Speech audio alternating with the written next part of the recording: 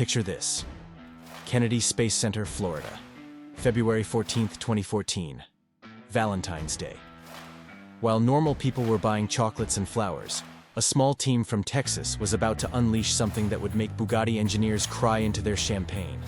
A silver gray coupe with a twin turbocharged V8 screaming behind the driver's head. 270.49 miles per hour down a NASA shuttle runway. The Hennessey Venom GT, a car that shouldn't exist, built by a company most of the automotive establishment pretended didn't exist, achieving speeds that made million-dollar European hypercars look slow. This is the story of American excess meeting British chassis engineering, wrapped in controversy, delivered at 270 miles per hour. Let me paint you the scene properly. John Hennessey, Texas tuner, speed obsessive, and the automotive equivalent of that friend who always takes things too far, had a problem in 2007. His Venom 1000 twin-turbo Viper had just destroyed a Bugatti Veyron in Road and Track's Speed Kings shootout.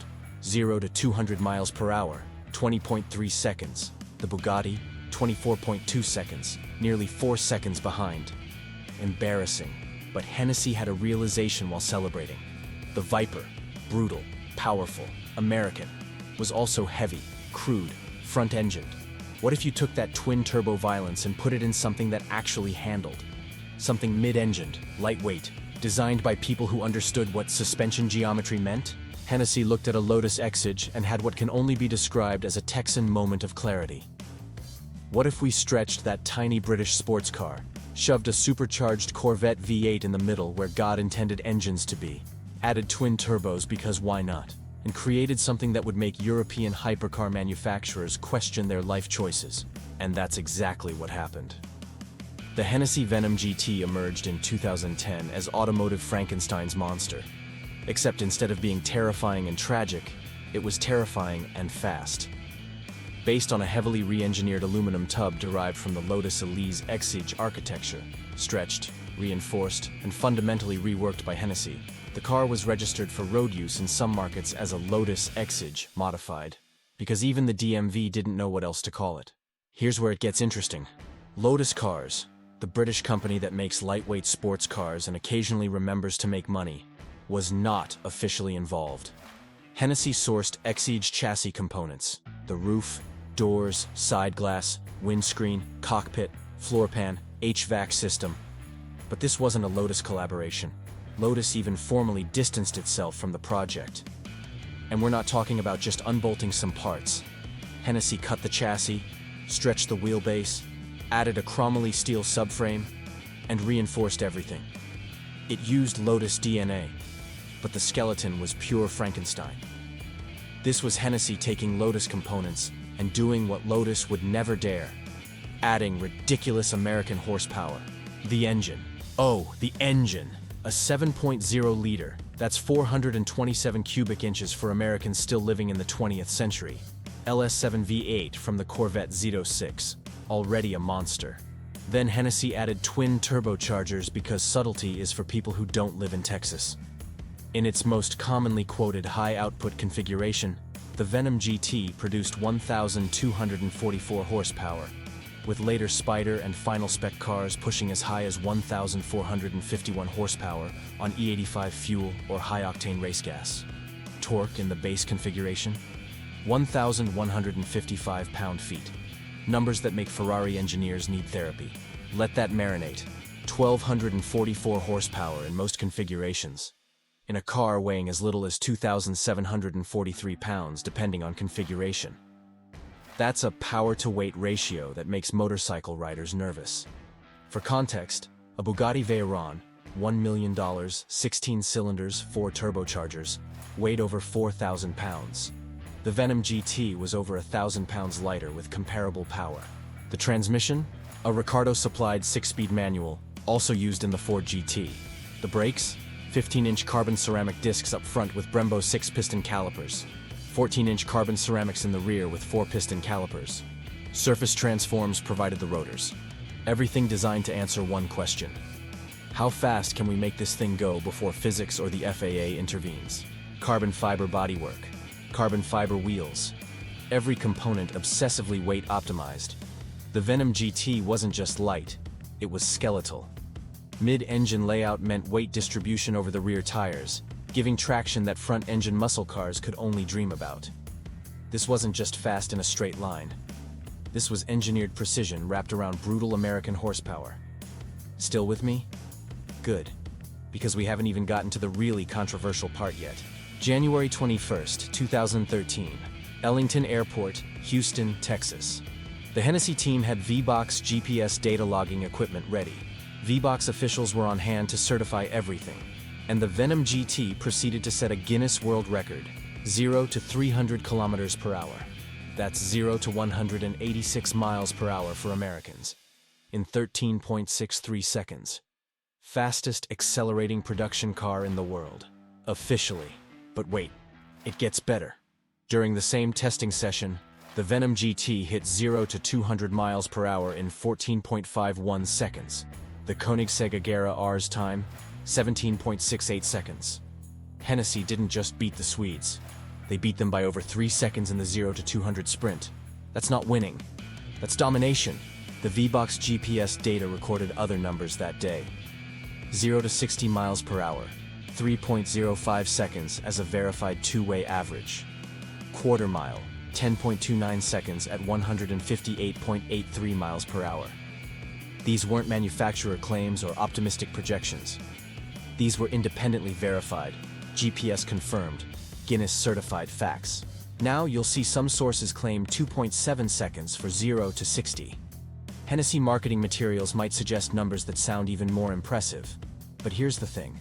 The verified V-Box GPS two-way average, the number that actually matters when engineers are watching, was 3.05 seconds. Still absurdly fast. Just not quite as absurd as the marketing department wanted you to believe. April 3rd, 2013. Naval Air Station, Lemoore, California. The same runway where Hennessey's Venom 1000 Viper had embarrassed that Bugatti back in 2007. History was about to repeat itself, only faster. The Venom GT hit 265.7 miles per hour over a 2-mile run. Two V-Box data logging systems documented everything.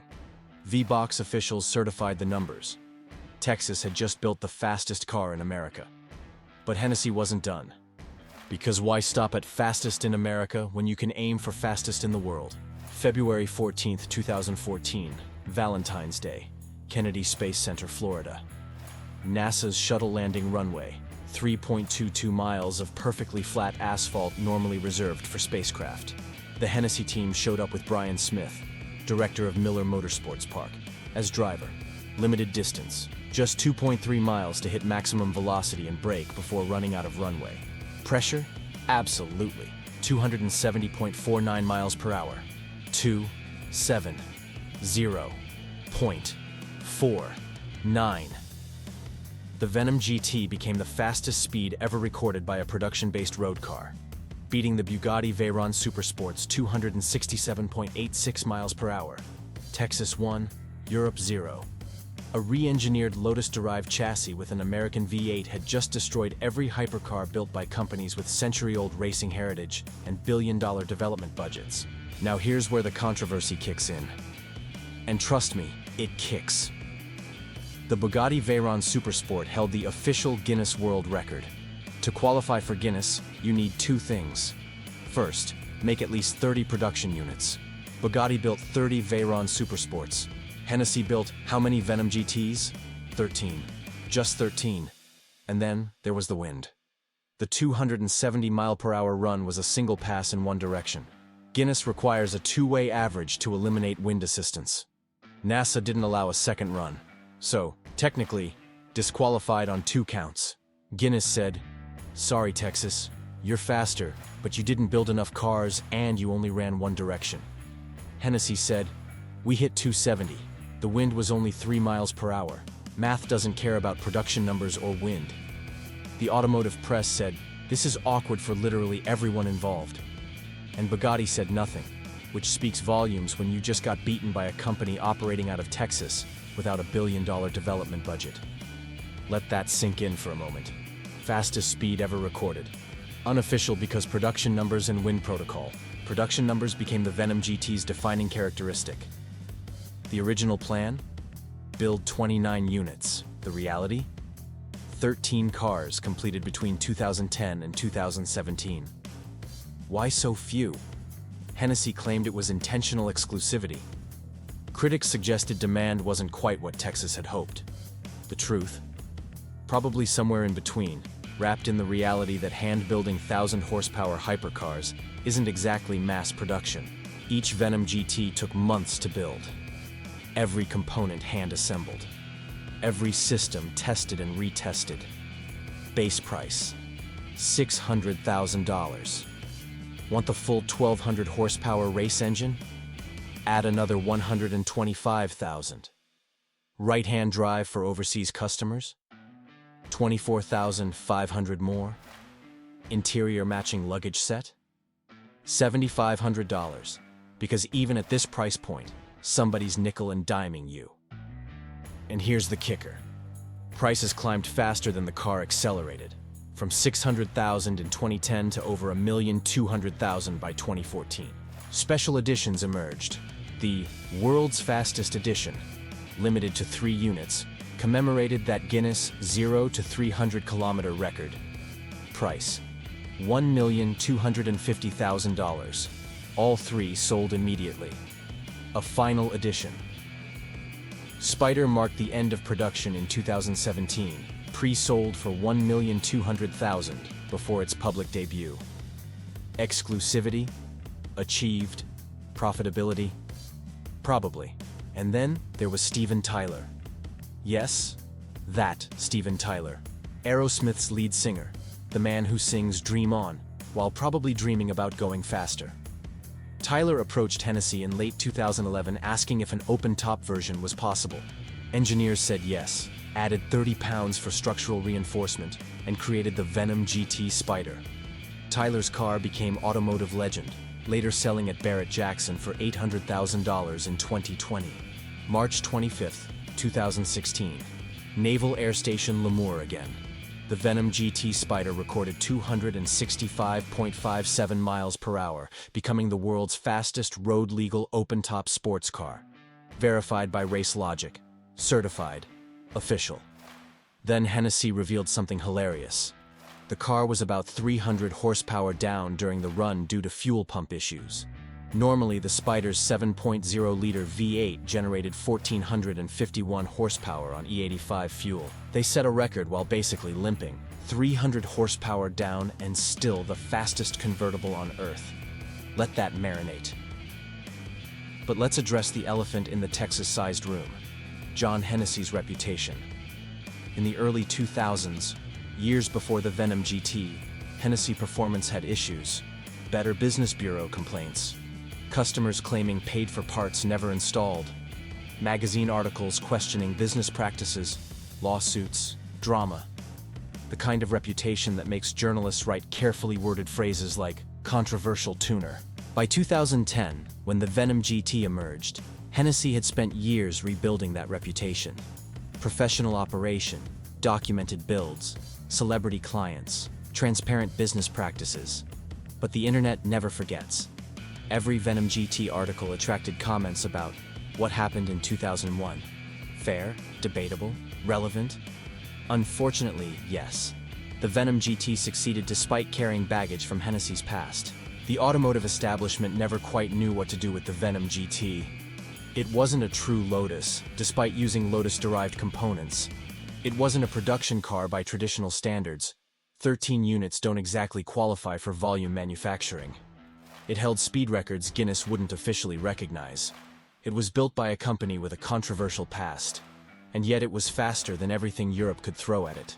Major automotive publications approached it cautiously.